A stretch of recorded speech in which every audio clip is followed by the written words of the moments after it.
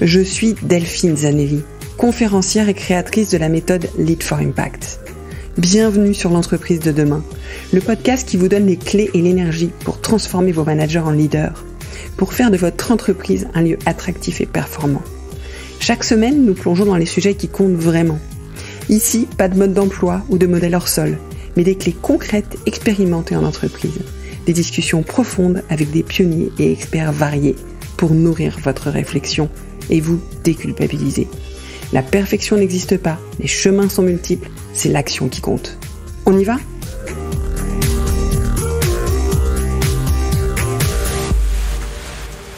Bonjour à toutes et à tous, bienvenue dans ce deuxième épisode de la saison 8 de l'entreprise de demain. Aujourd'hui, je vous propose une rencontre qui me tient particulièrement à cœur. Il y a un an, j'ai eu la chance d'être invitée par Nicolas Wallaert, directeur général de Cofidis France. Il m'a invité à donner une conférence auprès de ses managers, de sa communauté managériale. Et j'ai tout de suite été fascinée par son approche de leadership. Depuis, nous avons développé une belle collaboration et il est déjà venu partager sa vision de la mission de Cofidis dans un épisode en juillet dernier. Si vous l'avez manqué, je vous encourage de l'écouter. Dans cet épisode, on va plus loin. Nicolas, cette fois-ci, nous parle de la vision de son propre leadership. Une vision marquée par l'engagement, l'authenticité, la mission qu'il porte au sein de Cofidis. Nicolas, bien sûr, partage son parcours, comment est-ce qu'il a révélé son leadership, quelle est sa posture de leader aujourd'hui, entre authenticité, bienveillance et exigence. Vous verrez qu'il partage avec nous des clés précieuses sur la manière d'incarner un leadership qui fait la différence. C'est une nouvelle occasion pour moi de vous ouvrir mon réseau et de vous offrir un échange inspirant avec une personnalité remarquable. Et pour vous permettre de capitaliser sur ce que Nicolas partage, je vous propose à la fin de l'épisode un débrief autour de 3 points qu'ils m'ont marqué et puis de quelques exercices que vous pourriez appliquer. Avant de plonger dans notre discussion, j'aimerais vous rappeler que vous pouvez vous abonner au podcast et le partager autour de vous. C'est un geste simple qui m'aide énormément à faire grandir cette communauté de leaders, alors je vous en remercie. Et puis, j'ai une grande nouvelle pour vous. Je lance bientôt 2 nouvelles newsletters mensuelles. Une plutôt destinée aux managers, le cercle des leaders de demain, où je vais partager des études de cas concrètes, des pratiques issues de vos pairs, avec lesquels j'ai travaillé, j'ai échangé. Donc c'est quelque chose que je faisais informellement jusque-là, et là jusque maintenant, et donc maintenant je vais le mettre dans une newsletter. Et une autre destinée plutôt à ceux d'entre vous qui sont DRH et dirigeants, qui va s'appeler Leadership et Impact, qui va être un espace dans lequel je vais vous faire découvrir aussi les problématiques de vos pairs et comment est-ce qu'ensemble on a co-construit des solutions.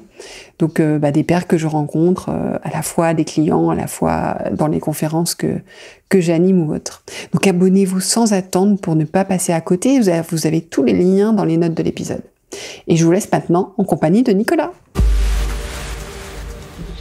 Bonjour Nicolas. Bonjour Delphine. Alors on s'est déjà parlé cet été, c'est presque l'été, et on se retrouve parce qu'on a parlé beaucoup de Cofidis, de l'évolution, de la transformation managériale que vous avez opérée. Et maintenant, j'avais envie de parler plutôt, et tu as parlé beaucoup de confiance, d'authenticité du leader, Et j'avais envie que tu reviennes nous parler de ton leadership. Donc déjà, je vais te proposer de te représenter pour nos invités, et puis après on en sur le sujet. Très bien. Donc je suis Nicolas Wallaert, j'ai 51 ans, je suis le directeur général de Cofidis France. Et je suis arrivé chez Cofidis France en 2018, après 5 ans chez Cofidis Portugal. Et je suis aussi membre du comité exécutif du groupe, puisque le Cofidis Group est dans ses 12 filiales dans 9 pays en Europe.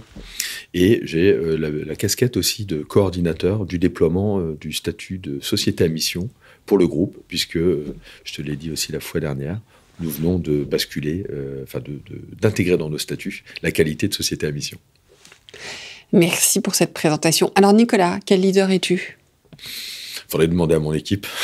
Mais déjà toi, quel impact tu veux avoir auprès de tes équipes ? Quel leader tu veux être ? Je pense être un leader authentique. C'est-à-dire que, ça veut dire quoi ? Ça veut dire que j'incarne ce que je dis. Je suis aligné. On dit souvent le tête-cœur trip. Je suis très aligné entre ce que je dis et ce que je fais. Je pense que ça, c'est ce qu'on me reconnaît. C'est que j'ai ce côté authentique, incarné. J'incarne. J'incarne ce que je dis. Quel impact tu vas avoir sur tes équipes? Sur mes équipes, je veux les emmener. Hein. L'impact que j'ai, c'est chez Cofidis, on a posé une vision, on a posé une ambition, on a posé une stratégie. Et je veux que notre société soit vraiment au service de nos clients, de nos partenaires, de nos collaborateurs. J'aime être au service d'eux. Je suis quelqu'un qui aime les gens. Je suis très simple dans les relations. Je suis plutôt bienveillant et exigeant. Hein, on me le dit souvent. J'ai un niveau d'exigence élevé. Ça, c'est vrai. Parce que je pense que c'est important. C'est important de poser ce cadre. Mais pour te dire, peut-être tout simplement, ce qui me fait le plus plaisir, c'est souvent quand j'ai des collaborateurs qui viennent me voir, qui me parlent et qui me disent merci pour ça, ou ça c'était bien, ou autre. J'aime créer cette confiance, cette simplicité dans les relations. Ce qui n'est pas simple. Quand tu es directeur général, on ne vient pas spontanément ou facilement te voir ou te dire les choses. Donc quand j'ai des collaborateurs qui le font, ça me touche toujours beaucoup. On a dit dans notre conversation, on parlait d'authenticité, on a lié ça à la vulnérabilité. Quelles sont tes vulnérabilités? Oh, j'en ai beaucoup. Mais j'ai mis du temps à les partager parce que je suis plutôt un soi-fort, tu vois. Donc, je suis plutôt quelqu'un qui aime réussir, qui veut montrer qu'il sait ou qu'il est fort, tu vois. Enfin, donc, c'est plutôt ma nature. Donc, j'ai travaillé beaucoup là-dessus parce que tu te rends compte, pour moi, le management a évolué beaucoup. Donc j'étais le manager super qui savait, qui montrait, machin. J'ai beaucoup évolué et je pense que c'est mon passage au Portugal qui m'a beaucoup aidé. Parce que quand je suis parti au Portugal en 2013, j'avais fait tout un cursus de directeur financier. Puis après, j'avais fait le grand saut pour devenir directeur commercial. Puis là, je suis parti directeur général au Portugal. Donc c'était la première fois que j'étais directeur général. Je ne parlais pas portugais. Je ne connaissais pas le pays et c'était la première fois que je partais travailler pour Cofidis. Alors tu vois bien, ça faisait beaucoup de challenges. Hein. Et là, je me suis retrouvé face à un choix. Soit je restais dans le contrôle, parce que j'avais une petite phrase à l'époque que j'adorais, hein, qui était « La confiance n'exclut pas le contrôle ». En tant que directeur financier, c'était parfait. Et quand je suis arrivé là-bas, je me suis dit « alors tu as deux choix. Soit tu restes dans ta posture de la confiance n'exclut pas le contrôle, mais qu'est-ce que tu vas contrôler en tant que directeur général qui ne connaît pas la boîte, qui ne parle pas portugais, qui ne connaît pas le métier? Tu peux rester dans cette posture, ou alors tu prends la posture de « je fais confiance ». Et j'ai fait le choix de faire confiance. Et alors, je peux te dire que je ne regrette pas. Souvent, il y a beaucoup de gens que j'entends beaucoup souvent dire « je fais confiance », mais la confiance, n'exclut pas le contrôle, comme tu l'as dit. Tu l'as remplacé par quoi, ça? Par de la proximité, du travail, donc de la proximité, du relationnel, me retrouver très proche des équipes. Comment t'as gardé confiance? Parce que t'as fait confiance, mais comment toi t'as gardé confiance? Parce que souvent, quand on contrôle, c'est qu'on n'a pas confiance nous-mêmes. Pas forcément d'ailleurs en les équipes, mais en nous. Ouais. Comment t'as fait pour garder cette confiance? Qu'est-ce que t'as mis en place? J'ai fait confiance et on me l'a rendu. Ouais. Mais est-ce que tu as mis en place, tu disais de proximité, qu'est-ce que tu as fait concrètement pour toi, pas te mettre en zone de... pour y aller, quoi? Alors j'ai vraiment, comme j'ai fait ici après chez Cofidis France, j'ai créé des points de rencontre. D'accord. Avec mon comité de direction, avec mes managers, avec mes collaborateurs. Puis après, avec l'écosystème, hein. Tu travailles aussi. Et du coup, des points de rencontre qui n'étaient pas des points de contrôle? Non, qui étaient des points de partage. De mon côté, je leur partageais ma vision des choses, la stratégie qu'on voulait mettre en place. Puis de l'autre côté, eux m'expliquaient comment on allait faire. Parce que moi, je ne suis pas là pour le comment on va faire. Et c'est eux qui le faisaient. Et ça, c'était quand même assez extraordinaire parce que tu as une alchimie qui se crée à un moment donné. Difficile à dire qu'est-ce qui fait que, mais à un moment donné, le truc se crée. Tu vois, cette alchimie se crée. Et tu vois qu'il y a une vraie relation qui se crée entre les collaborateurs et nous. Et ça c'est top. Donc, tu n'étais plus le même DG, en fait. Non, complètement. D'ailleurs, j'avais jamais été DG avant. Tu n'étais pas DG, oui, tu étais DAF. Mais tu n'étais plus le même dirigeant. Non, j'étais plus du tout le même dirigeant. Mais vraiment. Tu vois, dans notre dernière interview, je te parlais d'un bouquin qui m'a inspiré, Leadership et confiance d'Alain Duc. Ça m'a beaucoup aidé. À travailler sur moi, à travailler sur le leadership que je voulais avoir, le DG que je voulais être.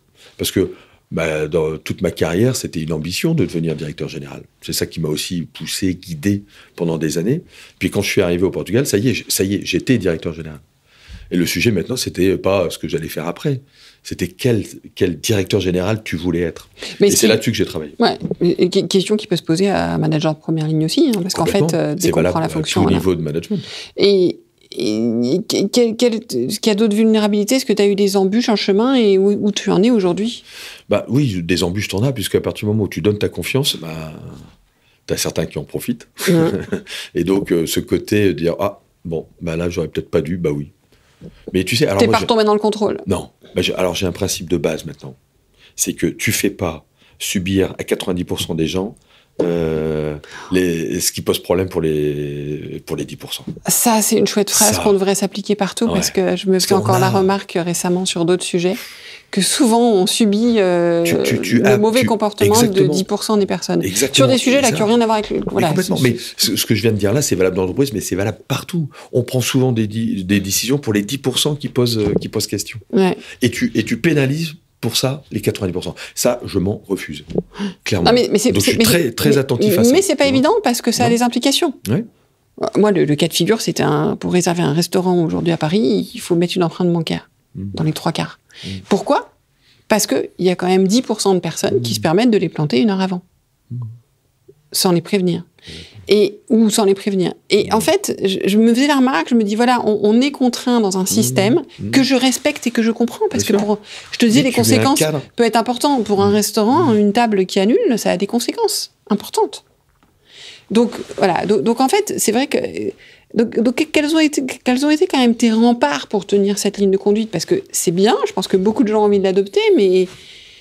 Parfois, quand les 10%, ça marche pas, ça peut te mettre quand même en danger. Enfin, toi qui étais directeur financier, tu sais très bien que 10%, c'est pas rien. Ah non.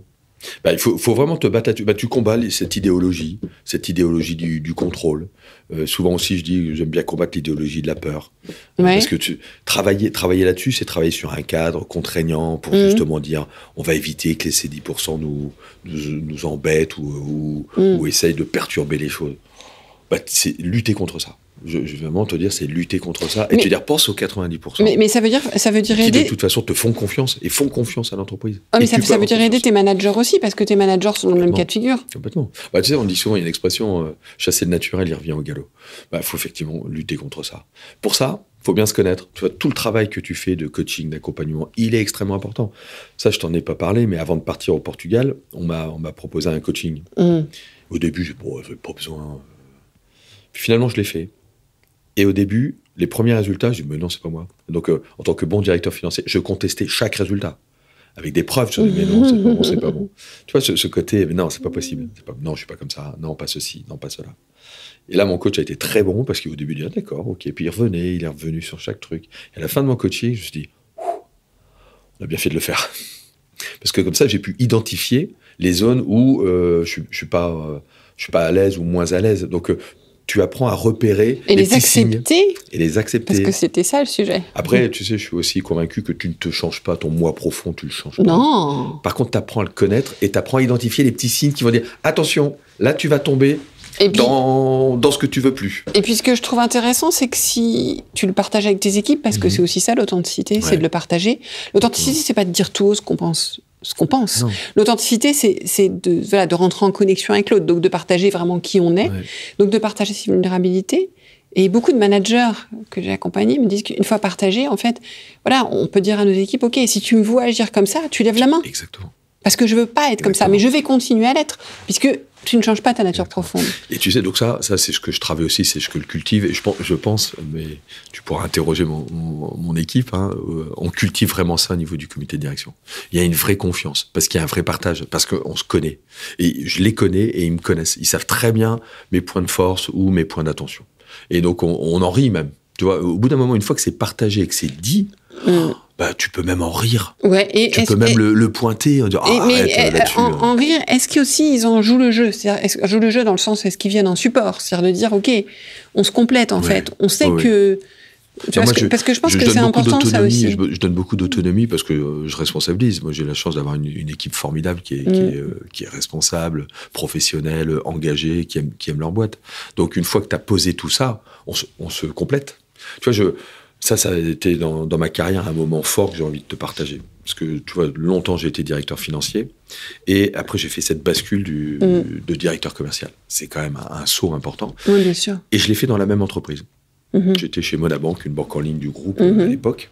Et je me suis vu, dans cette même boîte, la même personne, le passage de directeur financier à directeur commercial, je me suis retrouvé dans la même salle qu'Audi, mais j'ai changé de place. Et puis, je me suis vu quelques mois après penser ou dire des choses pas radicalement opposées, mais très différentes de ce que j'imaginais quelques mois plus tôt. Et là, ça m'a sauté aux yeux à un moment donné. Je me suis dit, mais attends, t'es la même personne. Donc, sur le fond, t'as pas changé. T'es dans la même entreprise, t'es dans la même salle Cody, t'es dans la même équipe, et tu ne vois plus les choses de la même façon. Bah, ça m'a interpellé. Et je me suis dit une chose. Je me suis dit, bah, c'est le prisme. C'est tes prismes. Mais ça m'a fait dire que dans une boîte, il n'y a pas une réalité, mais des réalités. Et des réalités qui cohabitent, qui coexistent. Et je me suis toujours dit, demain, mais ça marche aussi pour quel que soit ton niveau managérial, où que tu sois dans l'entreprise. La force, une fois que tu as pris conscience de ça, c'est que tu dois cultiver les différences. Tu dois avoir des personnes très différentes dans ton équipe qui vont te donner un prisme de la réalité de l'entreprise. Et en tant que dirigeant, en tant que manager, que tu sois chef de service, responsable de domaine, responsable de secteur, directeur, cultive cette différence pour que tu aies les différentes réalités qui coexistent dans l'entreprise. Pourquoi ? Pour pouvoir prendre la meilleure des décisions. Parce que si tu n'as pas conscience de cette différence, tu prendras une décision. Tu prendras une décision qui sera celle que tu penses, la plus proche de ton prisme. Ou de ceux qui s'expriment. Parce que souvent, ceux qui s'expriment aussi, bah, tu peux entendre ce que tu as envie d'entendre. Oui, complètement. Donc il faut aller chercher. Une stat que j'ai entendue il n'y a pas très longtemps, c'est que 85%, je crois, des personnes dans une réunion ne disent pas ou n'expriment pas réellement ce qu'ils pensent. Donc, si cette stat est vraie, ça conforte ce que je suis en train de te dire, c'est qu'il faut aller chercher les avis, ce que pensent les personnes pour qu'elles s'expriment. Et pour qu'elles le fassent, il faut un climat de confiance. C'est clair. Mais ton rôle, effectivement, c'est d'éclairer tes décisions, même si ça reste de les prendre. Et créer ce climat de confiance pour que, justement, chacun s'exprime et donne sa vision des choses. Et la partage. Mais ce climat de confiance, il vient beaucoup, enfin, t'en as parlé, de la connaissance de soi, de l'estime de soi aussi, parce que souvent, le fait que les gens ne partagent pas, c'est qu'ils n'ont pas... En fait, derrière la confiance de soi, il y a l'acceptation de qui on est, il y a l'estime de soi. Et c'est qu'ils n'ont pas une bonne estime d'eux-mêmes non plus. Donc, ça veut Puis il y a dire parfois la peur. Oui, mais c'est induit par ça, en fait. La peur vient de ça. Ouais. Mais c'est d'ailleurs intéressant parce que quand on parle de micro-management, de managers hyper contrôlants, on en parlait au départ, bien souvent, c'est une problématique d'estime et de confiance en soi. Ouais, c'est clair. Et par rapport à ça, tu as parlé du livre qui t'avait inspiré. Est-ce que tu as une phrase qui a remplacé la confiance n'exclut pas le contrôle, littéralement? Est-ce que tu as une phrase que tu te répètes dans un autre sens? Alors, je la répète pas, mais je l'ai en tête, tu vois. C'est justement dans ce bouquin, ça m'avait marqué. Je l'ai toujours gardé. Maintenant, je la mets sur mes slides. C'est que ma conviction, c'est que l'homme progresse dans la confiance et le plaisir, et pas dans la souffrance ni dans la méfiance. Donc une fois qu'on a posé ça, c'est vrai dans la vie de tous les jours, mais c'est surtout vrai aussi dans l'entreprise, avec ton équipe. Si tu veux manager par la peur, par la méfiance, par la souffrance, bah, en tout cas, t'as des boîtes qui le font. Hein. Je connais pas mal de boîtes qui sont là-dessus. Pour moi, ça marchera pas dans la durée. Puis en plus, moi, c'est pas aligné avec mes valeurs. Mais moi j'allais dire, c'est pour toi aussi. C'est-à-dire que tu dis c'est pour mes équipes, mais pour toi. Ouais. Si tu n'avances pas avec confiance et en prenant du plaisir dans ton job, la réalité quotidienne, elle est difficile quand même. Puis après, tout est une question d'énergie. Où tu mets l'énergie. Quand tu es dans un climat de peur, de méfiance, qu'est-ce que tu fais? Tu passes ton temps à te protéger. Tu passes ton temps à mettre de l'énergie un peu partout, mais c'est de l'énergie négative. Là, moi, tout ce que je fais, ça c'est mon job, c'est de créer de l'énergie positive et mettre l'énergie positive au service de l'ambition de l'entreprise. Tu vois, c'est vraiment ça. C'est pour ça que quand je te disais, je te partageais la dernière fois ma définition du management. Et ça peut être du leader. La base, c'est t'assurer que ton équipe a tout ce qu'il faut pour bien faire son job et qu'elle se sente bien dans son job. Pourquoi? Ça n'est pas que altruiste. Hein. C'est aussi de se dire, quand tout fonctionne et que tu te sens bien dans ton job, bah, tu donnes le meilleur de toi. Et toute ton énergie, tu la mets au service des clients, des partenaires, du développement de l'entreprise. Pas de régler les problèmes. Exactement. Et... Alors, tu sais, quand je suis arrivé, en plus, je disais, au-dessus de ma porte, c'était « Welcome to the problem ». Bon, il y a des fois, j'ai envie de la retirer. Hein, mais c'est notre boulot aussi en tant que manager leader, c'est aussi de gérer les problèmes. Alors, ça, tu vois, c'est aussi une part importante du métier de manager leader. Tu gères beaucoup de difficultés. Ça fait partie du boulot. Mais il faut savoir aussi que dans ce cas, il faut avoir cet équilibre. Il faut avoir des moments aussi pour toi. Parce que tu passes beaucoup de temps pour ton équipe à gérer des difficultés. Donc, il faut que tu aies tes propres moments de respiration. Il faut que tu puisses gérer ton énergie. Ouais. Exactement. Et donc, qu'est-ce qu'on fait? Ça, c'est notre rôle aussi de faire nos connectés managers, de faire nos séminaires, de faire ces moments où on se retrouve, où on peut faire la fête ensemble. Tu sais, chez Cofidis, on est festif, on aime bien. On a une phrase historique chez nous, c'est on est sérieux sans se prendre au sérieux. Donc, on est professionnel, on bosse, on aime bien, mais aussi, on sait aussi prendre des moments ensemble. Et ça, c'est super important, parce que tu as besoin des moments de respiration. Et puis des moments pour toi aussi individuels à trouver, en fait, à mettre dans ton agenda. Ça, c'est pour ton équilibre vie pro-vie perso. Mais même dans la vie pro, c'est-à-dire que pas être tout le temps sollicité, il y a des moments où tu as besoin de pouvoir... Ouais. Et je voulais revenir sur le sujet du plaisir, parce que ça m'a frappé, parce qu'au printemps, j'avais fait un post LinkedIn là-dessus, et il a fait... je sais pas, 10 fois plus de vues que n'importe quel autre post. Et c'était parce que je racontais à un moment donné où j'avais vraiment perdu du plaisir dans mon travail. Et j'ai la chance de faire depuis toujours un métier qui me passionne, donc perdre du plaisir, c'était pas rien. Et je me suis dit, pour que ça fasse autant écho, c'est qu'il y a vraiment ce besoin de retrouver ce plaisir. Et que je pense, par rapport à ce que tu dis, enfin, je pense pas, en fait, je l'observe avec tous les managers que j'ai en conférence ou que j'accompagne, que le plaisir vient de choisir sa posture, c'est ce que tu as fait. Et en fait, de la choisir en conscience et de se dire de quoi j'ai envie, de quoi j'ai besoin, qu'est-ce que j'ai envie de transmettre. Et d'abord de le choisir d'un plan égoïste, en fait. Mais t'as raison. Parce qu'en fait, sinon, c'est pas tenable. Mais si t'es pas bien, tu seras pas bien avec les autres. Et puis, si tu fais pas ce que t'as envie de faire, alors envie de faire dans le cadre de l'entreprise, on s'entend, et de ta mission, mais si tu fais pas ce à quoi tu crois profondément, je vois pas comment tu peux tenir sur la durée, parce que comme tu l'as dit, il y a beaucoup de difficultés, il y a des problèmes tous les jours. Il faut pouvoir les relever. S'il y avait une dernière chose à partager avec nos auditeurs et nos auditrices, un conseil que tu transmettrais, là tu rencontres un jeune manager ou un manager qui arrive chez Cofidis, un manager plus expérimenté, c'est quoi le conseil que tu lui donnerais? Je dirais tout de suite, sois authentique, sois toi-même. Mais comment? Parce que c'est gentil, mais... c'est gentil, mais donc effectivement, on travaille. Alors, on t'accompagnera, on mettra tous les dispositifs, mais travaille sur toi, apprends à bien te connaître, moi je leur dis. Le manager, il doit déjà bien se connaître. Et une fois qu'il se connaît bien, il peut assumer. Tu parlais de assumer sa posture. Ouais. Être aligné, moi je dis ça. Aligné. Ouais, identifier sa posture et être aligné avec ça. Et l'expliquer. Et avoir le courage de dire, moi je suis plutôt comme ça, je suis bien comme ça. Donc sachez que... Mais attention, je rajoute toujours une chose. N'oublie pas que tu te mets au service d'un collectif. C'est pas non plus, moi je suis comme ça, vous me prenez tel quel. Non. Il y a la notion d'altérité dans l'authenticité qui est très importante. Et c'est pour ça que dans notre projet d'entreprise, le collectif, il est au cœur. On travaille pour nos clients, pour nos partenaires, bien sûr. Pour l'entreprise. Ah, t'es dans une entreprise, c'est dans un organisme, dans une communauté. Tu te mets quand même au service du collectif. Donc, j'ai envie de dire, sois toi-même, donc apprends à te connaître, on t'aidera. Mets-toi au service du collectif. Et puis, tu l'as dit, moi, c'est un leitmotiv chez nous, fais-toi plaisir, quoi. Prends plaisir. Moi, je trouve que c'est une belle promesse. Écoute, c'est bien. Je pense que je vais te faire la promotion de mon bouquin parce que c'est un peu le sujet. Donc, qui paraîtra en janvier. Donc, je te remercie beaucoup, Nicolas, en tout cas, d'avoir partagé ça. Pour ceux qui ne l'avaient pas écouté, Nicolas a déjà partagé beaucoup de choses avec nous au printemps sur sur l'histoire de la transformation managériale de Cofidis. Là, c'était plus personnel. Merci, Nicolas. À bientôt. Merci, Delphine. À bientôt. Nicolas, que je remercie, nous a partagé des enseignements majeurs. J'aimerais vous inviter à prendre quelques instants pour réfléchir à la manière dont vous pouvez l'intégrer dans votre pratique de leadership. La première chose, c'est sur l'authenticité. Je pense qu'il est important, pour être authentique, de commencer à être aligné avec soi-même. On en parlait la semaine dernière avec Julien Delatte à propos du charisme, mais ça, je vous laisse l'écouter. Donc, dans la méthode Lead for Impact que j'ai créée pour aider les managers à adopter une posture de leader, on se pose la question de comment on peut renforcer la cohérence entre le leader que je veux être et le leader que je suis au quotidien. Non pas pour répondre aux attentes extérieures, mais bien pour être aligné avec qui je veux être.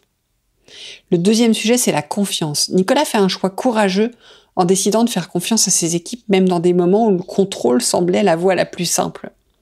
Alors, dans votre rôle de manager, comment pouvez-vous créer un environnement de confiance qui libère le potentiel de chacun? C'est quelque chose sur lequel je vais avoir l'occasion de revenir dans la newsletter mensuelle qui sortira bientôt, le cercle des leaders de demain, en me basant sur des études de cas réels de managers comme vous que j'ai accompagnés. La confiance comme le plaisir, c'est au cœur du leadership. La troisième chose, c'est la proximité. Nicolas a souligné l'importance d'être proche de ses équipes, non pas pour les contrôler, mais pour partager et comprendre leur réalité. Être un leader, c'est avant tout être attentif aux autres, tout en étant clair sur qui on veut être.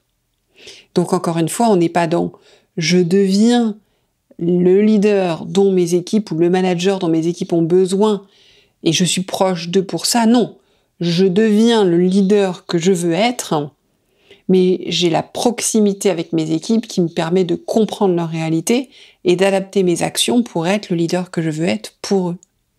Alors je vous encourage sur ces 3 points à choisir une action concrète que vous pourrez mettre en place cette semaine. Puisque l'évolution, ça se fait par petites étapes, par petits pas, et c'est en les répétant qu'on voit un vrai changement, à la fois dans le plaisir de manager et dans l'impact qu'on a auprès de ses équipes. Je vous souhaite une bonne journée et je vous dis rendez-vous au prochain épisode. Merci d'avoir écouté cet épisode jusqu'au bout. Si vous avez trouvé de la valeur, partagez-le avec 2 personnes dans votre réseau. C'est une belle façon de renforcer vos liens professionnels tout en contribuant à l'expansion de notre communauté. Pensez aussi à laisser une note et un commentaire sur Apple Podcasts ou Spotify. C'est le meilleur moyen d'aider d'autres leaders à découvrir ce contenu, le meilleur moyen également pour me remercier pour ce travail. Pour ne rien manquer sur le podcast, suivez-nous sur la page LinkedIn L'entreprise de demain. Et si vous souhaitez aller plus loin, discuter de vos problématiques de leadership, organiser une conférence inspirante pour vos managers, je serai ravie de vous aider. Contactez-moi à delphine.zanelli@l'entreprisededemain.com. À bientôt!